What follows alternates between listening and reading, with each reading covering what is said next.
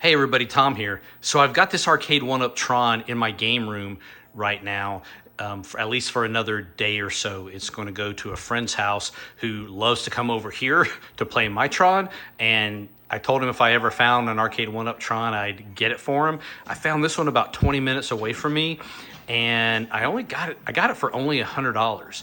It was part of a $200 package deal. This Tron and the Defender 40th anniversary 3/4 scale cab.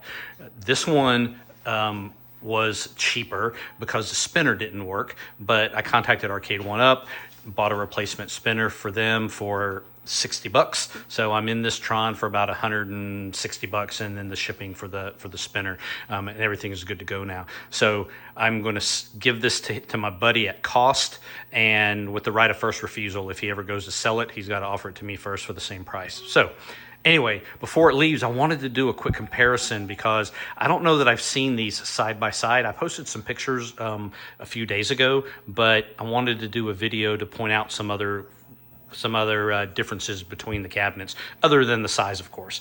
So I'll start with the stools. Both of the stools came from Arcade 1-Up.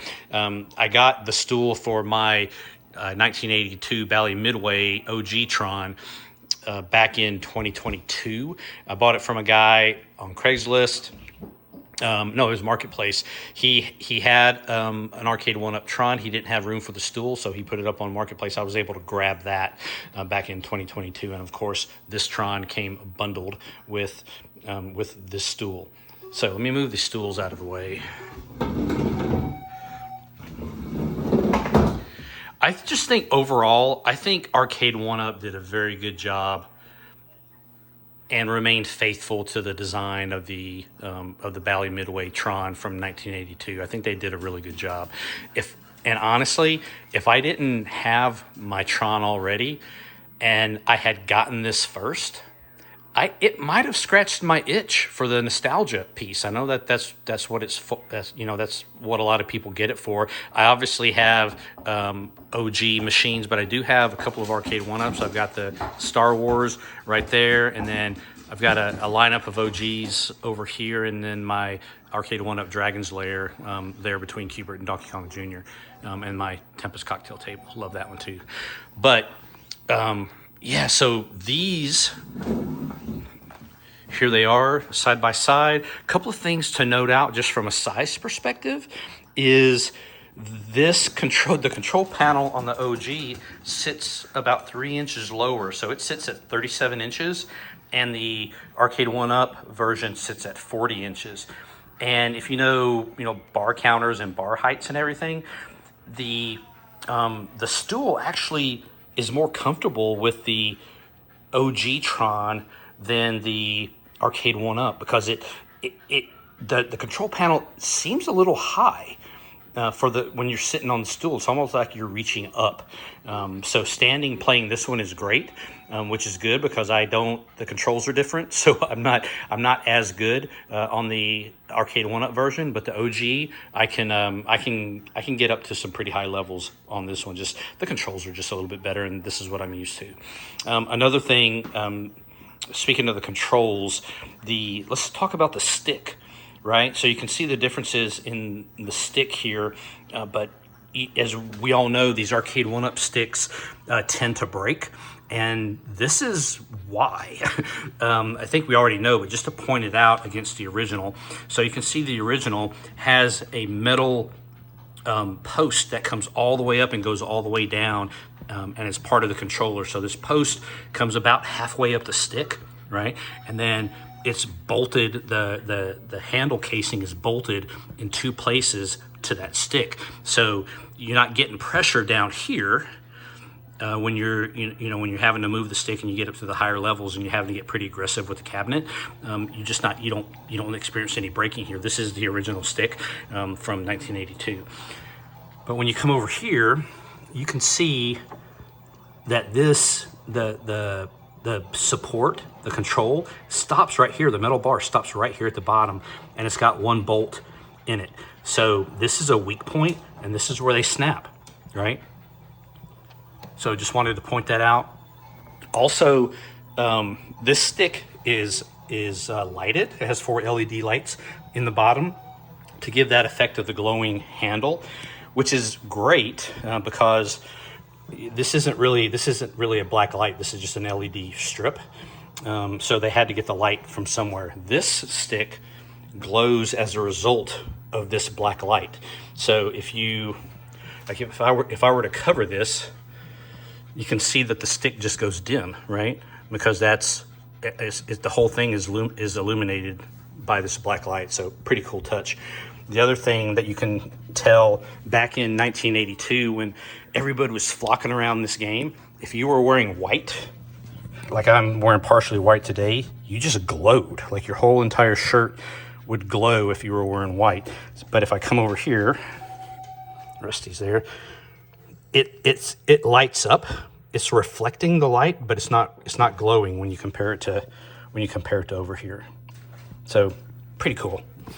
The control panels look, the layout of the control panel is identical. This control panel isn't as deep here, but it doesn't really need to be. Obviously, it's wider, but this control panel is just deeper because you've got these extra, the headphone jack and the on-off switch, the volume control, and then the live switch right there. From the side, if you look at this sort of design here, if you haven't seen an OG Tron, you wonder where that came from. It comes from right here. So this is meant to be, if you look at the game this way and you kind of hunker down into it, this is supposed to be the view as if you were inside of a light cycle. Okay, so it has kind of the reflective, material here and here, which is reflecting the MCP. I don't know what the hell it's called, the MCP, right?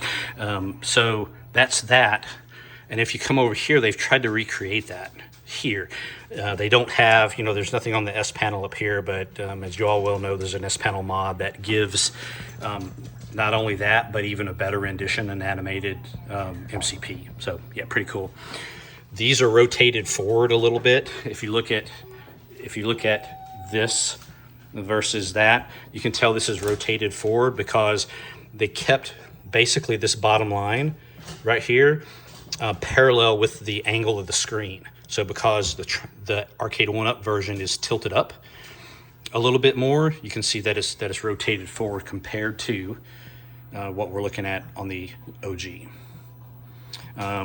Marquees, obviously there's a big difference here. The marquees, this is a reproduction from Phoenix Arcade, but it looks exactly the same as the marquee that was on here. The original one was just flaking in places, so I wanted to replace it. The Arcade 1-Up is essentially, the light box with the decal on top of it, and I believe that that Sasbo makes an overlay that goes on top of that, like he did for my Star Wars. It's just freaking awesome. So the big advantage that the Arcade 1-Up version has over the Bally Midway version is the addition of discs of Tron. I never played that much in the arcade, but I do remember playing the environmental disc of Tron, and it was really, really cool. So I replaced the spinner, right? So everything works now, but I still haven't gotten to the high enough levels on discs of Tron to be able to use the pull up and push down feature. But I'm going to turn both of them on so you can kind of listen to the gameplay between both of them. And I think I have to hit this one first because there's a slight delay, but I'll try to get them to go almost at the same time.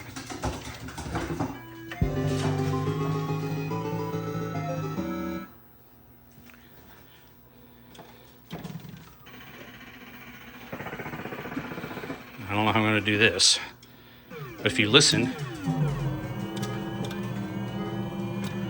God, I'm playing through the camera. So I wasn't even looking. I am better at that, honest. I promise.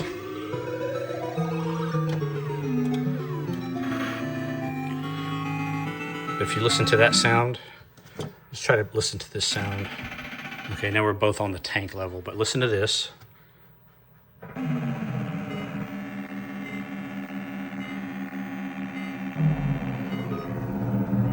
can tell this one is a lot deeper sound, but that's okay, right? Tron, when it first came out, it was about $2,500 new and $1982, and that equates to about $7,500 to $8,000 today. So you think $8,000 for this machine today versus $700 when this retailed? I think they did a good job. And plus you get discs of Tron with this one as well. So just wanted to do a quick review. Hope you guys enjoyed it. I've never seen these two side by side. I saw a picture of one, them side by side several years ago, but haven't seen a review. So hope you guys enjoyed it, and happy gaming, y'all.